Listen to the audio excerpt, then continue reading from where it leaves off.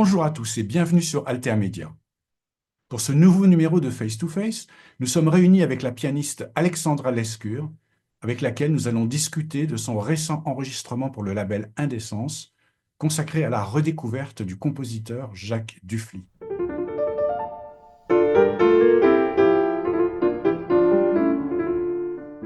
Bonjour Alexandra. Bonjour Michel.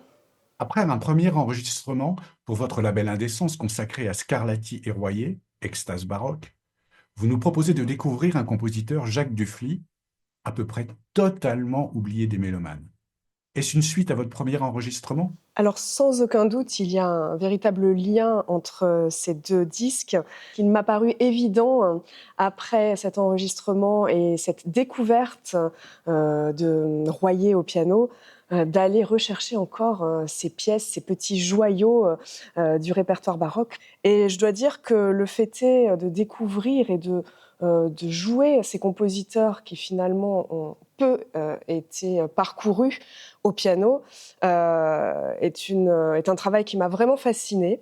D'aller écouter, d'aller rechercher chez tous ces clavecinistes ce que moi je pouvais avec mon instrument sortir au niveau du timbre, au niveau de l'éloquence du discours, au niveau de l'articulation, du phrasé, des couleurs. C'est quelque chose vraiment qui m'a intéressée. Je dois dire aussi que je suis assez adepte de la forme courte de ces sonates. Et effectivement, chez Dufly, on retrouve, comme chez Royer et Scarlatti, notamment ces pièces de forme AABB ou alors de forme rondeau, qui sont des petits joyaux en eux-mêmes et qui permettent vraiment d'aller chercher un caractère intrinsèque à chaque pièce et d'aller dégager dans chaque portrait, puisque chez Dufly, il s'agit véritablement de portraits, une singularité dans le timbre de l'instrument, dans la couleur, dans la tonalité.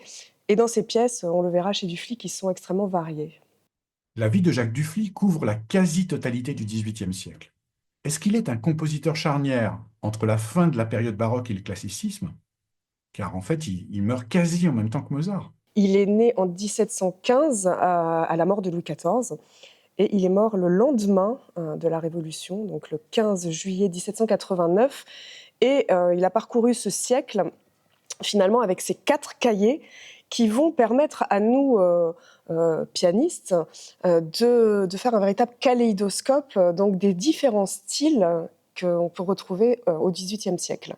Partant donc de ses prédécesseurs comme Rameau, Couperin, évidemment Bach aussi, puisqu'on retrouve dans ces pièces des suites finalement qui sont dans la même tonalité, des suites de danse.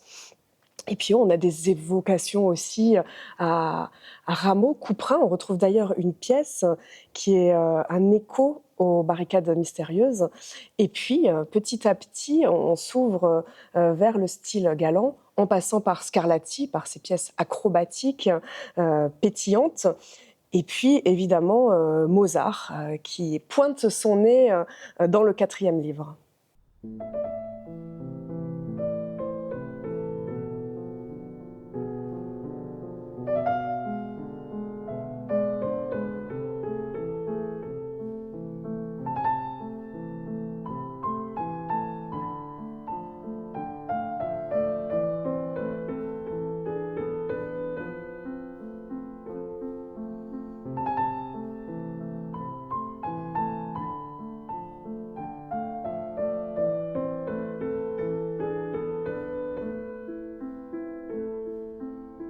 Si on retrouve évidemment dans ses œuvres l'influence de Couperin, de Rameau, de Scarlatti, etc., la pièce La Deux Drummond est incroyablement mozartienne. Et même du Mozart assez tardif, ne trouvez-vous pas? Mais oui, effectivement, puisqu'on a vraiment cette mélodie expressive avec ses désinences, ce chant extrêmement lyrique. Et c'est vrai que Mozart est né il y a à peine 20-25 ans quand il décède, mais on a déjà vraiment cet aspect mozartien dans ses pièces. Et aussi, on peut citer la Lanza, qui est une donc, forme sonate. Elle est intitulée sonate, d'ailleurs. Et on retrouve les premières formes bithématiques dans cette pièce, avec aussi le style galant qui est vraiment mis en exergue dans cette belle pièce de la Lanza.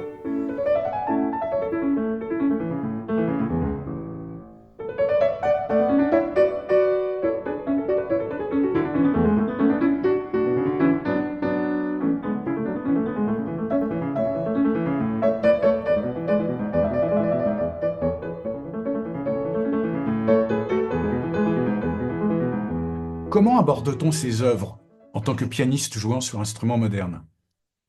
Dans votre préparation, avez-vous essayé de les jouer au clavecin ou au pianoforte? Alors, pas forcément, c'est pas ça qui a été la première de mes inspirations et de mes recherches. J'ai beaucoup écouté de clavecinistes, j'ai beaucoup écouté de masterclass, notamment de William Christie, j'ai comparé des versions, j'ai imaginé quel timbre pourrait le mieux s'adapter à chaque pièce, puisque chaque pièce est vraiment singulière dans ce catalogue, et finalement a son timbre propre, sa tonalité propre, sa rhétorique, avec un discours totalement singulier dans chacune des pièces.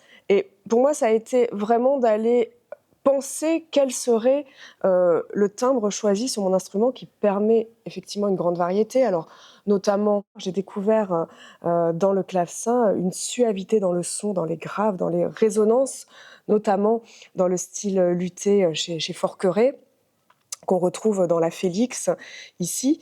Et donc, c'est aller faire résonner ce piano comme on pourrait faire résonner ces cordes de clavecin. J'ai effectivement joué sur certains clavecins, également des pianoforte, mais tout s'est vraiment passé dans mon imaginaire, surtout d'aller penser, d'aller rechercher aussi avec mon instrument quelle serait la spécificité de ces différentes pièces. Alors en particulier, parlons maintenant de l'usage de la pédale. J'ai remarqué que parfois, elle vous sert presque à approcher un son de basse de clavecin. Et par contre, comme par exemple dans la Potouin, vous l'utilisez vraiment comme pour donner une espèce de résonance acoustique.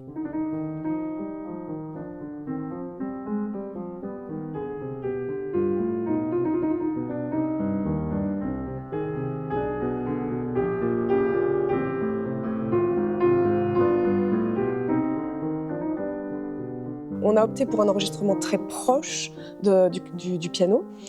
Et il s'agissait vraiment de faire résonner en acoustique les moments où j'avais envie qu'il y ait effectivement cette acoustique plus réverbérée.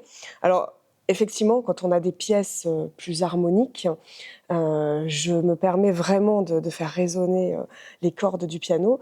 Mais ce que j'aime également aussi à faire, c'est avoir quelque chose de très très proche de l'écoute, proche de l'intervalle, avec une diction presque parlée de l'instrument, avec une grande rhétorique dans le discours, où j'utilise une réverbération vraiment naturelle, et aussi effectivement d'aller retrouver à certains moments une irisation seulement avec un tout petit peu de pédale.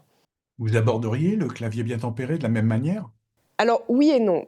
On va dire oui dans le sens où chaque pièce du clavier bien tempéré a sa propre tonalité, sa propre couleur, comme on le retrouve dans le traité de Charpentier, qui évoque à l'époque chaque tonalité, qui évoque un sentiment, qui évoque une couleur. Donc si je devais envisager effectivement dans la globalité une recherche de singularité pour chaque pièce, j'irais puiser dans ces couleurs, dans ces timbres, et à la fois dans un parcours construit et à la fois singulier de chaque pièce. Mais je dois dire que dans ces pièces et dans ces catalogues de Dufly, et le fait est qu'on ait évoqué aussi tous ces styles différents, fait que toutes ces particularités en font finalement sa saveur particulière, et que c'est pas dans la vision d'un grand cycle qui s'enchaîne, en fait. C'est comment on va trancher entre les différentes pièces, entre les différentes saveurs, entre les différents timbres. J'ai personnellement beaucoup aimé la prise de son de Frédéric Briand, assez proche mais avec beaucoup de douceur. Avez-vous orienté ce choix? Oui, on a essayé plusieurs prises de son, plusieurs micros. Et c'est vrai que depuis les débuts de mes enregistrements, j'ai vraiment aimé avoir une prise proche de l'instrument, qui permet finalement d'avoir un rendu très authentique, très proche de ce que moi j'entends, de ce que je projette. C'est-à-dire que quand je vais décider d'avoir un son court, d'avoir un son très en rétraction, on va pas entendre cet halo derrière, on va entendre la netteté. Je vais jouer avec ma pédale, je vais jouer moi-même avec l'acoustique naturelle. Et puis, quand je décide de mettre un petit peu plus de résonance, effectivement, je peux aussi, moi, la doser. Et je trouve que ça permet d'aller plus dans un regard propre à ce que j'entends, moi, directement. Alors, effectivement, ça ne lisse pas l'enregistrement. C'est quelque chose qui peut être un peu ingrat hein, pour l'artiste, parce qu'on entend absolument tout. Mais ça me paraît, pour moi, en tout cas, d'une grande justesse par rapport à mon discours, par rapport à la rhétorique que j'ai choisie, de la direction de la phrase, de la direction des phrasés, des articulations, des micro-césures, savoir avoir un rendu vraiment plus proche finalement de mes choix. Et alors, à quand Mozart? Tout de suite, parce que actuellement, je suis en train, sur un projet, de travailler sur les concertos de Mozart, notamment le 19e. Et je crois que dans la lignée de, finalement de Scarlatti, Royer et Dufly, Mozart est tout indiqué pour la suite de cette année. Eh bien, merci Alexandra, merci pour votre temps. Et pour tous nos mélomanes, nous recommandons chaudement cet enregistrement paru chez le label Indécence il y a quelques mois et qui sera pour eux, j'en suis sûr, une véritable découverte.